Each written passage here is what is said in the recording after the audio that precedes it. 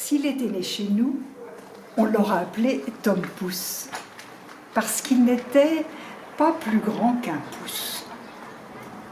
Mais comme il est arrivé au Japon, chez un homme et une femme qui attendaient depuis longtemps le bonheur d'avoir un enfant, eux, ils l'ont appelé Issun Boshi, ce qui veut tout simplement dire « pas plus grand que le pouce ». Il avait beau être si petit, ses parents étaient fous de joie, ça faisait si longtemps qu'ils attendaient un enfant. Et puis, sa taille avait beau être minuscule, son cœur était énorme. Il était là avec eux, il leur apportait joie, bonheur, il aimait chanter, il aimait rire, il aimait jouer, il aimait sauter, c'était leur rayon de soleil. Mais quand il a eu 15 ans, Issun Boshi a décidé qu'il devait partir, qu'il était temps pour lui de trouver sa place dans le monde. Et ses parents l'ont laissé partir.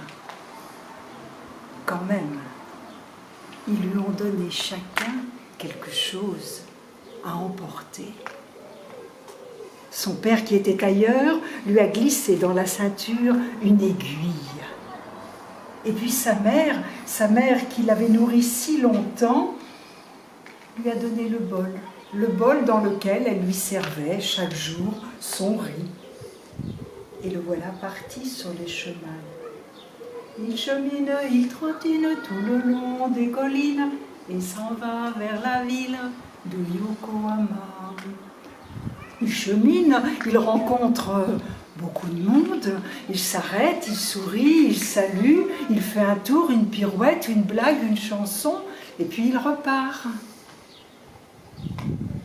Mais avant d'arriver à la ville, il se trouve dans une forêt. Et là, la rencontre qu'il fait est beaucoup plus impressionnante. Lui, pas plus grand que le pouce, se retrouve face à un géant. Et le géant, quand il voit Issun Boshi, il éclate de rire, il se moque de lui, il lui dit « Mais c'est pas possible d'être aussi petit !»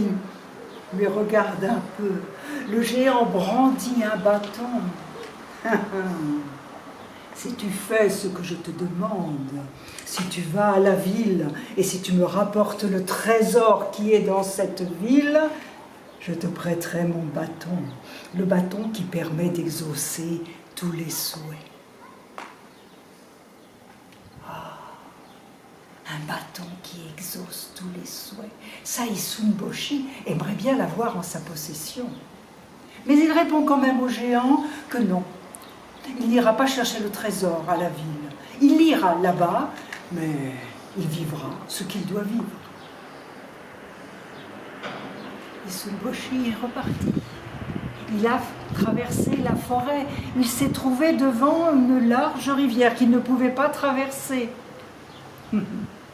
Issun Boshi a plus d'un tour dans son sac. Il se souvient que sur la tête, il a mis en guise de chapeau le bol que lui a donné sa mère. Eh bien le bol, il n'y a qu'à le retourner, le poser sur l'eau, monter dedans, et hop, vogue vogue le navire. Issun Boshi est emporté par le courant jusqu'à la ville. Mais là, c'est un nouveau danger qui l'attend. La foule, le monde, partout, ses jambes, ses pieds, prêts à l'écraser. Il lui faut tout surveiller, il lui faut longer les murs pour rester vivant. Jusqu'à ce qu'il aperçoive... Ah oui, ça ne peut être que le palais dont le géant a parlé. Un bâtiment si beau, avec ses balcons en fer forgé, avec ses décorations, avec ses murs ocre. C'est là qu'il doit s'arrêter. Il s'est arrêté et puis il s'est mis à chanter, à danser, à pirouetter. Et petit à petit, tout autour de lui, un attroupement. Un attroupement qui attire l'attention du roi dans son palais, du roi et de sa fille. Tous deux veulent savoir ce qui se passe. On leur explique, on leur montre Issun Boshi qui crie de toutes ses forces « Embauchez-moi, embauchez-moi » Embaucher un petit bout de bonhomme de rien du tout comme ça, le roi se demande bien pourquoi. Mais la princesse, quand elle voit les pirouettes, les sauts, les sourires, les chansons, tout ce qu'est capable de faire Issun Boshi, elle décide de le prendre avec elle. Il sera son compagnon, il sera comme une poupée, mais une poupée vivante.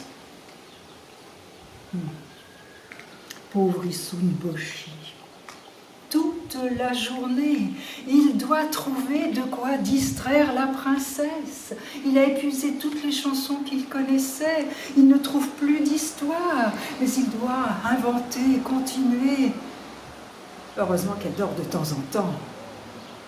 Et puis heureusement aussi que quelquefois, elle aime sortir, quitter le palais, s'en aller. Ce jour-là, c'est sur la rivière qu'elle part. Issun Boshi, bien sûr, est avec elle.